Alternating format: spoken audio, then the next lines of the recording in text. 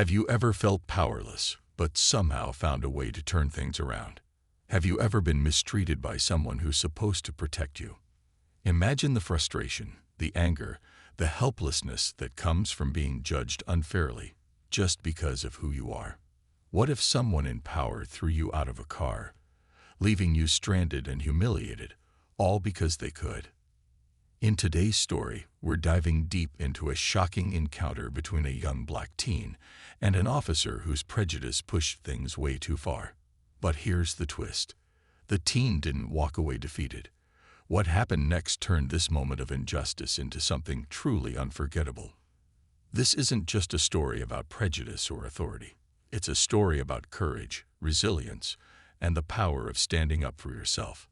It's about how one teen found a way to make his voice heard, and how his calm but determined response left an impact that no one saw coming.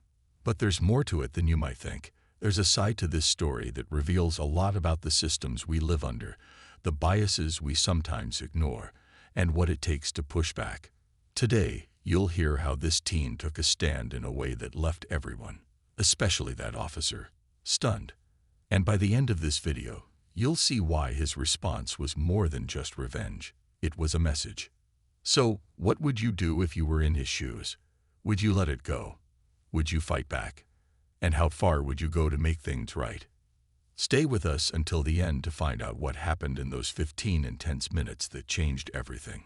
You'll discover details that most people miss and learn how one person's quiet, calculated actions can speak louder than any words. Trust me, you don't want to miss this. It was just an ordinary day for him, a regular trip, maybe just heading home or on his way to meet friends. He had no reason to expect trouble. But as he drove, a single glance in his rearview mirror sent a chill down his spine. A police cruiser, lights flashing, coming up fast. He'd done nothing wrong, or at least, nothing he was aware of. Still, he felt his heart pounding. He knew that these encounters didn't always end fairly, especially for someone who looked like him. He pulled over, keeping his hands visible, hoping to keep things calm and straightforward. The officer approached, his face hidden behind dark sunglasses, his posture cold and rigid. There was something unsettling about his stance, the way he barely looked at the teen, as if he'd already made up his mind about who he was. The officer asked for his license and registration, and the teen handed it over, his fingers steady but his pulse racing. The exchange should have ended there. The officer could have checked his documents and sent him on his way. But instead, the questions kept coming. Strange questions, questions that didn't seem related to a routine traffic stop. The officer asked where he was going, what he was doing out alone, and why he looked nervous. The teen wanted to explain that anyone would feel nervous under these circumstances, but he held his tongue, not wanting to make things worse. But it didn't matter how respectful he was, how carefully he answered each question. The officer's tone grew harsher, more pointed. He was looking for a reason, any reason, to escalate the situation. And then, without warning, the officer ordered him out of the car. Confused and scared, the teen tried to ask why. But the officer's voice rose, cutting him off, demanding obedience, making it clear that resistance, even a question, would not be tolerated. Reluctantly, he stepped out of the car, feeling the sting of humiliation in front of the other cars passing by. People glanced over, some with pity, others with indifference, as if this kind of scene was just part of everyday life.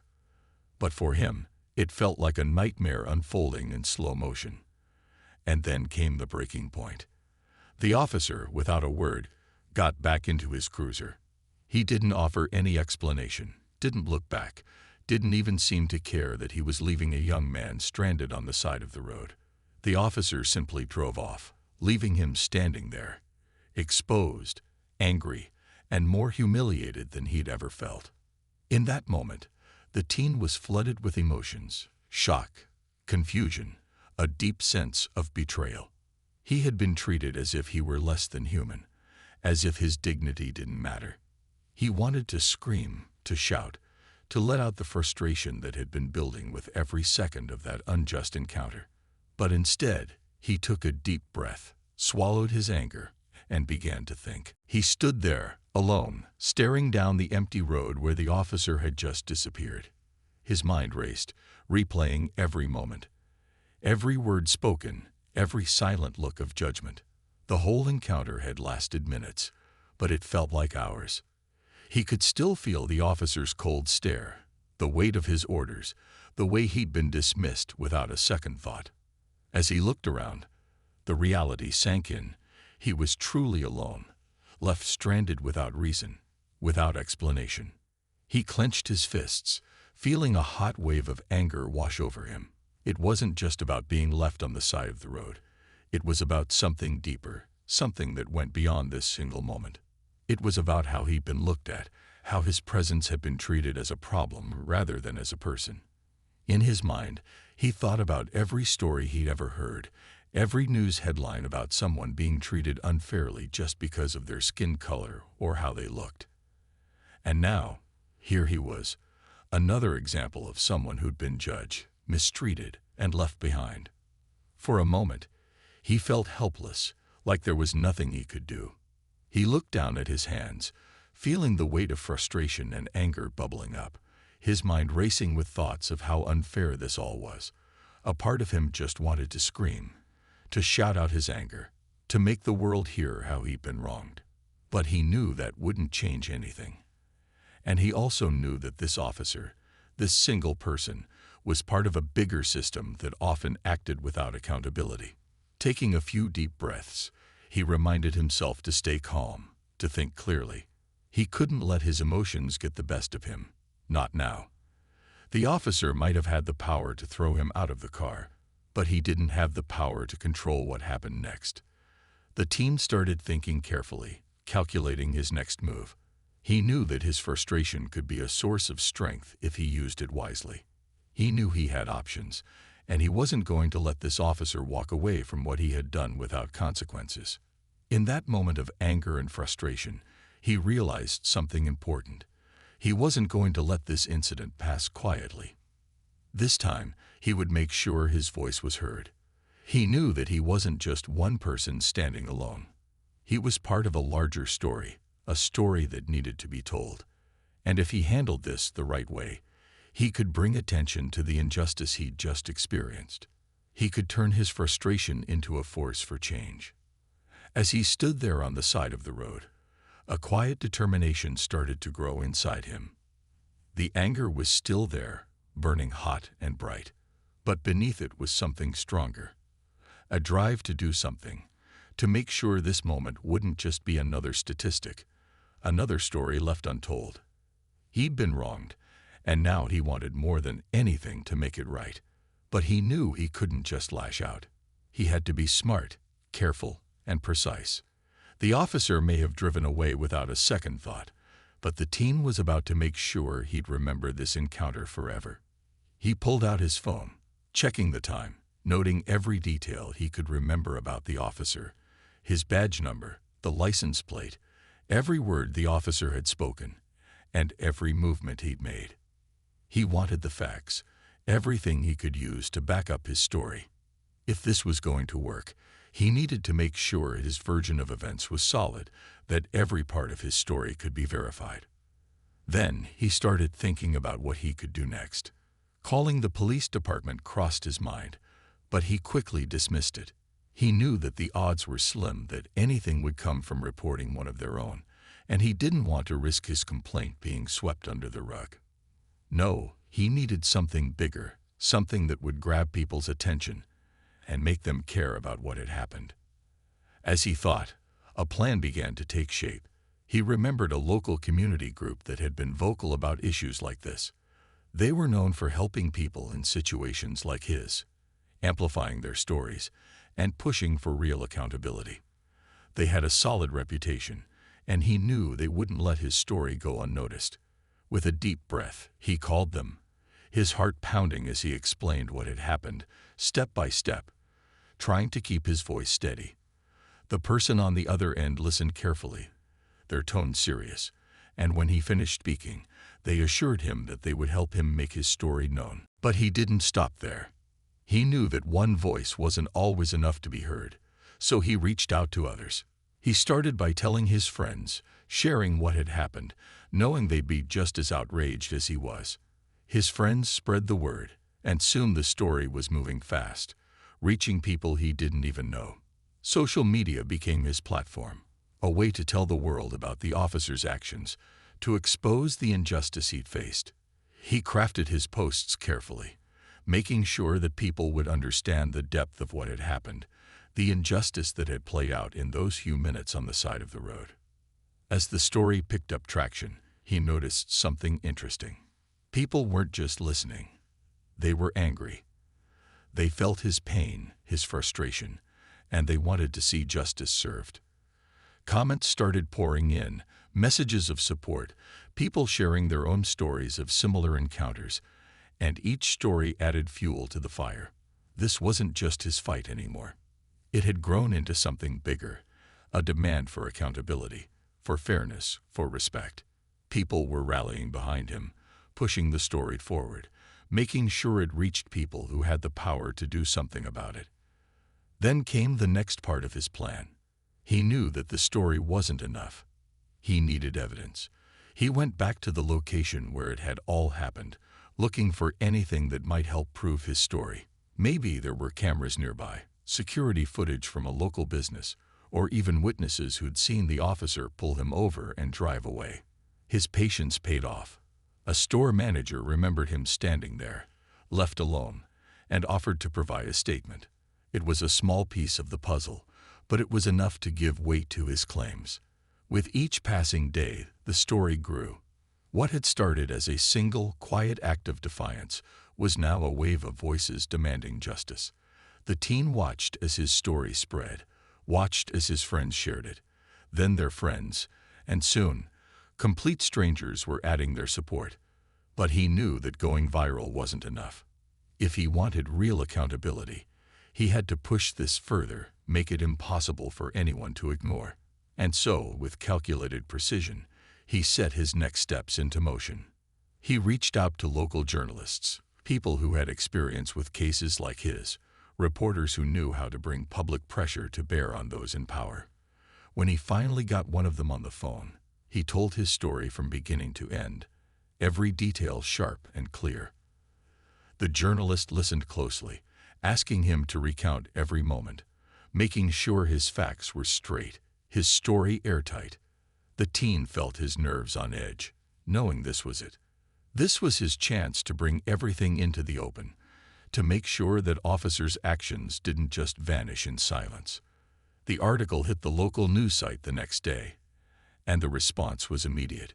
People were shocked, angry, and even those who had no personal connection to him felt the injustice of what had happened. Comments poured in, with readers expressing outrage, sharing their own stories, and calling for an investigation.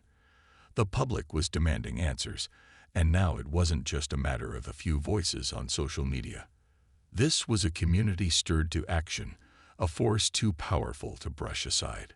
But the teen wasn't finished yet. He wanted to make sure this wouldn't just be a brief moment of attention that faded away. He knew that public interest could be fleeting, that people moved on quickly unless there was something that kept them hooked, kept them invested. So he took his story to an organization that specialized in cases like his, advocates who had the resources and the reach to push for real change. They promised him they would use everything in their power to make sure his case got the attention it deserved. They would file complaints, demand reviews, and ensure that his voice wouldn't just fade into the background. Meanwhile, the officer was starting to feel the impact. He had likely thought his actions would go unnoticed, that no one would question his decision to leave the teen stranded. But now his name was making rounds in the media, and people were asking hard questions. How many other people had he treated this way? How long had this been going on? The officer's reputation was starting to crumble under the weight of public scrutiny, and he knew it. It wasn't long before higher-ups in the department were involved, pressured to take action, or at least respond to the growing demands for accountability. An investigation was launched, one that couldn't be brushed aside, not with the level of public interest surrounding the case. The teen's plan was working perfectly, unfolding step by step, leaving the officer with nowhere to hide. As the investigation progressed, more details came to light. Witnesses who had seen the teen on the roadside came forward, confirming his story. One of them had even taken a photo of him standing there, alone, with a look of disbelief on his face, a photo that quickly became a symbol of the incident. The image spread, a stark reminder of what the officer had done, a piece of evidence that only strengthened the teen's case. The pressure was relentless. People were watching, waiting, eager to see if the department would follow through, if they would hold one of their own accountable. And with every passing day, it became harder for them to stay silent, harder for the officer to continue on, as if nothing had happened. The fallout began quietly, a slow wave of change that started beneath the surface. Whispers spread through the police department as higher-ups met behind closed doors, the tension thickening with each passing day. The officer who had thrown the teen out of his car could feel the pressure tightening around him, like a storm brewing on the horizon. What he thought would be a forgotten encounter had turned into a relentless wave of accountability he couldn't escape. The investigation was relentless, and it wasn't just a formality. Internal affairs agents were now questioning the officer's every action that day, dissecting each decision, each word he had spoken to the teen. They weren't treating this like a small oversight. They were digging deep, determined to find out if this was just one moment of misconduct or if there was a darker pattern hidden beneath the surface. The officer knew he was in trouble, but he couldn't have anticipated just how far the consequences would reach. Outside the department, the story was still raging. The media wasn't letting go, with news stations picking up the story and adding their own voices to the call for justice. Interviews with people who'd known the teen painted a picture of a bright, respectful young man who had been subjected to an abuse of power, sparking an even stronger public outcry. Activists rallied, bringing attention not just to the incident itself, but to the broader issues of racial profiling and police misconduct that it symbolized. Community members organized protests, peaceful but powerful gatherings outside police headquarters, holding signs that read "Justice for All" and "We stand with him." Each day, the crowd grew, and with it, the pressure on the department to act decisively. The officer found himself the focus of attention he had never anticipated, his actions questioned by people he didn't know, his image tarnished in ways that felt impossible to repair. The teen watched it all unfold with a mix of emotions: satisfaction, disbelief, and a sense of pride. He had taken a stand, and now the world was listening.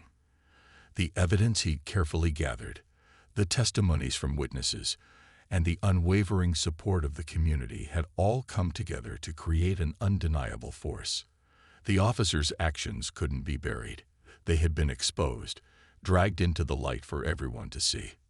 The department announced that the officer was suspended pending the results of the investigation, a step they had rarely taken before. It was a public acknowledgement that they couldn't ignore the situation any longer. For the first time, the officer found himself on the other side of power, vulnerable and subject to the scrutiny he'd once wielded so easily. Every step he took was now monitored, every decision questioned, as if the roles had been reversed. As the weeks passed, more people came forward with their own stories, individuals who had experienced similar encounters with the same officer. The pattern became clear. This wasn't an isolated incident, but part of a larger problem. The department faced mounting pressure to overhaul their practices, to implement new training, to confront the uncomfortable truth that one of their own had abused his power. The officer, once confident and untouchable, now felt the weight of accountability like a chain around his neck. The very community he disregarded was now a force he couldn't escape. He could feel his career slipping through his fingers. The power he'd once taken for granted now turned against him. In a dramatic twist, the department made a public statement, announcing a series of reforms in response to the outcry. They promised transparency, a commitment to fair treatment, and a pledge to ensure that incidents like this wouldn't go unanswered in the future. The officer's actions had sparked something larger than he could have ever anticipated, something that reached far beyond just him and the teen he had wronged. In the weeks that followed, life slowly returned to normal for the teen, though he was far from the same person he'd been before. The experience had changed him, leaving behind scars that were invisible but undeniable. He had stepped into a fight he hadn't chosen, faced a battle that had felt impossible to win. But through it all, he'd discovered something he hadn't expected: strength, resilience, and a voice louder than he'd ever thought possible. He sat alone one evening, scrolling through countless messages from strangers, each one sharing words of support, admiration, or stories of their own struggles. Some of the messages were short, quick words of encouragement, while others were long, heartfelt accounts of personal battles, each one a testament to the weight so many people carry in silence. For the first time, he realized that what had happened to him was part of a much bigger story, a story that wasn't his alone. In every message, every story he read, he found echoes of his own experience: the feeling of being dismissed, the frustration of being treated unfairly, and the determination to stand up and be counted. He realized that his struggle, his courage, had given others hope. People were using his story as a source of strength, a reminder that no matter how hard the fight, there was power in standing up for what was right. But he knew there was more to be done. His story had stirred the community, yes, but he didn't want it to end here. He didn't want to be just another headline that faded away, another moment of outrage that was quickly forgotten. If anything, he wanted to ensure that this experience would serve as a lasting reminder that everyone deserved respect, that no one should be judged by the color of their skin, the clothes they wore, or the neighborhood they came from. He wanted people to remember that standing up wasn't easy, but it was always worth it. He thought about the officer, about the arrogance he'd shown, the disregard he'd displayed, and how his actions had been exposed for everyone to see. It was a small victory, yes, but it was only one part of a much larger issue. He knew that there were others like the officer, people who still believed they could act without consequence, people who used their power to tear others down rather than lift them up. And he was determined to keep speaking out, to keep fighting, so that those people would one day understand that their actions would no longer go unanswered. With a deep breath, he turned his thoughts into action. He reached out to community leaders, joining groups that were already fighting for change.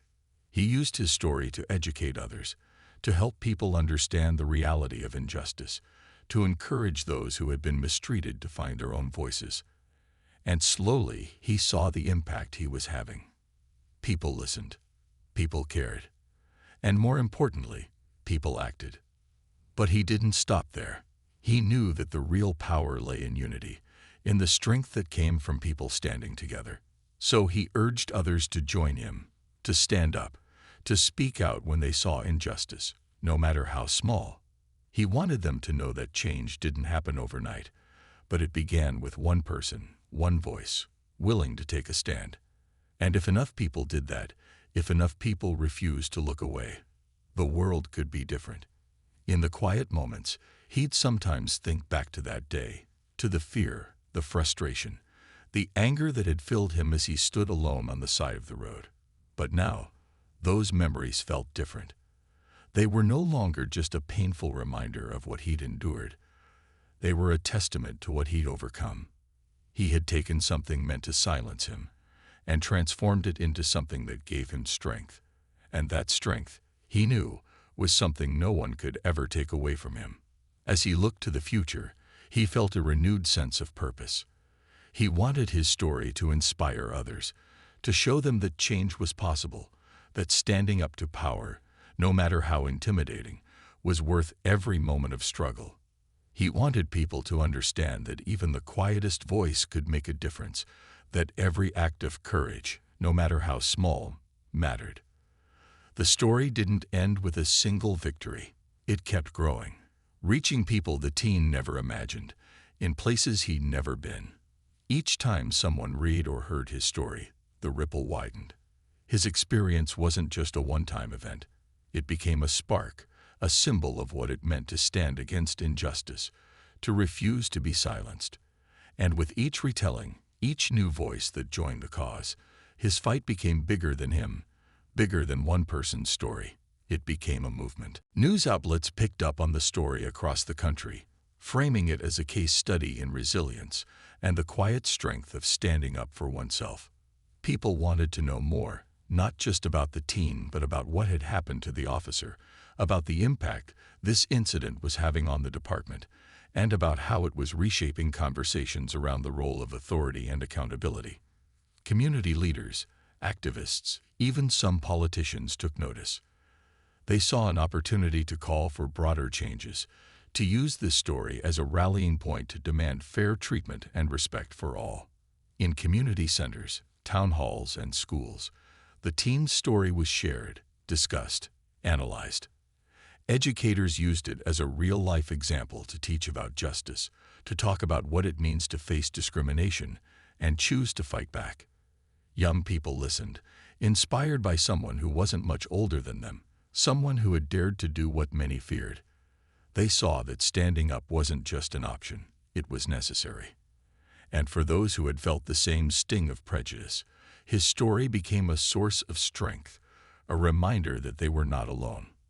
The officer, once an unknown name, now faced a different reality. His actions had been laid bare for the world to see, and with it came consequences that he could never have imagined. His community looked at him differently, with some people quietly condemning his actions while others openly criticized him. He'd lost the anonymity he'd once enjoyed, his name now associated with the abuse of power rather than its protection. And as the department dealt with the fallout, they realized they couldn't dismiss this as an isolated incident. The attention and pressure forced them to look at their own practices, to confront uncomfortable questions about accountability and transparency. In response, changes began to unfold within the department itself. Policies were revisited, reviewed, and in some cases, rewritten. They implemented new training focused on bias and fairness, sending a message that such behavior would no longer be tolerated. Some officers were supportive of the changes, eager to see their department uphold its duty to serve all members of the community fairly. Others felt resentment, feeling as if one incident had painted them all in a bad light. But no matter the reaction, one thing was clear. The department had been shaken, forced to confront its own flaws, driven by the story of one teen who had refused to be silenced. For the teen, life had transformed in ways he hadn't anticipated. People recognized him now, stopped him to share their support or offer a word of encouragement. Some told him their own stories, thanking him for giving them hope, for showing them that it was possible to fight back. At times, he felt overwhelmed by it all, the weight of others' expectations, the pressure to continue speaking out. But he reminded himself why he had started this journey in the first place, to ensure that his story would help bring about real change, that it would leave a legacy that reached beyond him. He began speaking at events, sharing his story with audiences who listened intently, who saw him not just as a young man, but as a symbol of courage. He didn't see himself as a hero. He was just someone who had been pushed too far and had decided to push back. But with each word he spoke, each time he recounted the moment he'd been left on the roadside, his voice grew stronger. His story wasn't just his own anymore. It belonged to everyone who had ever felt powerless and found the courage to stand tall.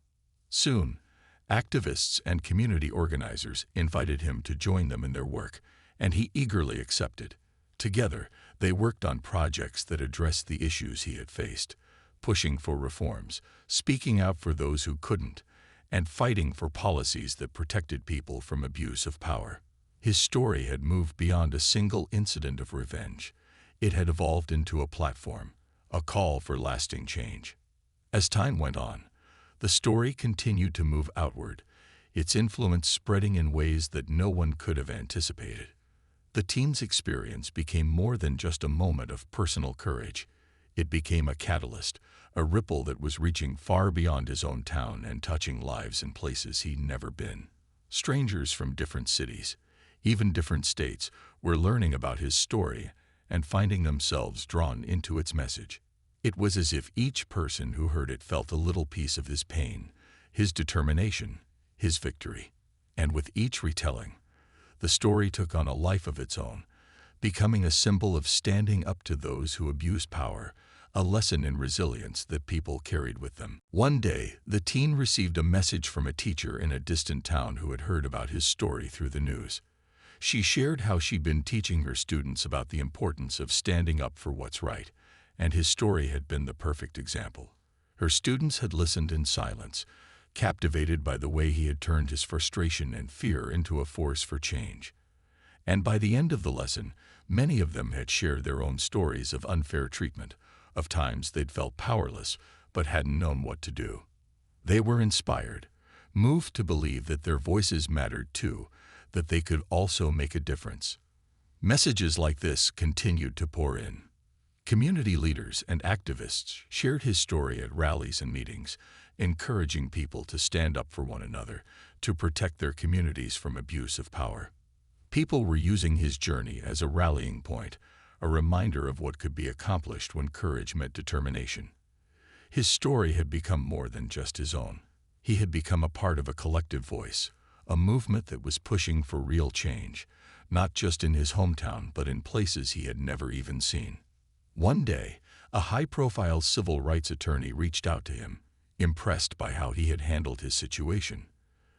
The attorney saw in him a potential for leadership, a strength that was rare and valuable. They talked at length, discussing his story, the steps he had taken, and the impact he'd made. By the end of the conversation, the attorney extended an invitation, asking him to join an organization that worked to fight injustice on a national level. It was an opportunity he hadn't expected, one that felt overwhelming but exciting. He realized that this was his chance to use what he'd learned, to keep fighting not just for himself, but for others who faced similar battles.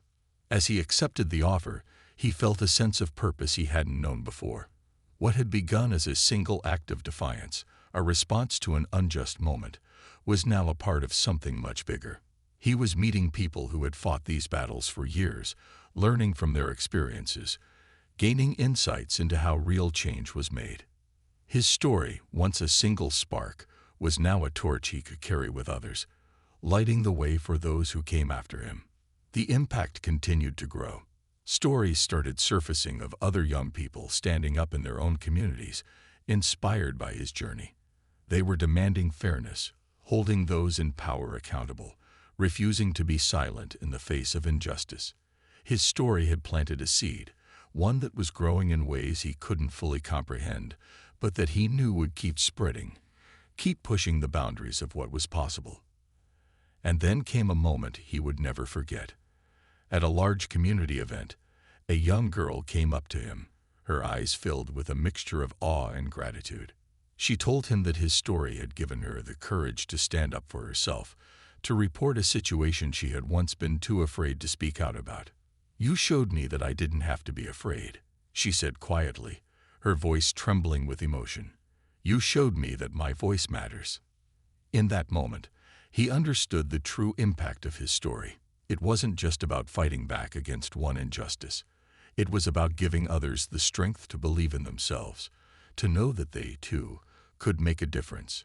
His journey had become a guiding light, a path that others could follow, a reminder that even the smallest act of courage could echo far beyond its origin. News outlets started revisiting his story, exploring its long-lasting effects. Reporters interviewed people who had been inspired by him, showing how his journey had transformed lives and reshaped communities. They documented how his actions had led to policy changes, how the department that once tried to silence him was now under stricter regulations, with more transparent systems to hold its officers accountable. What had been an isolated incident had sparked a movement, one that demanded justice, fairness, and respect.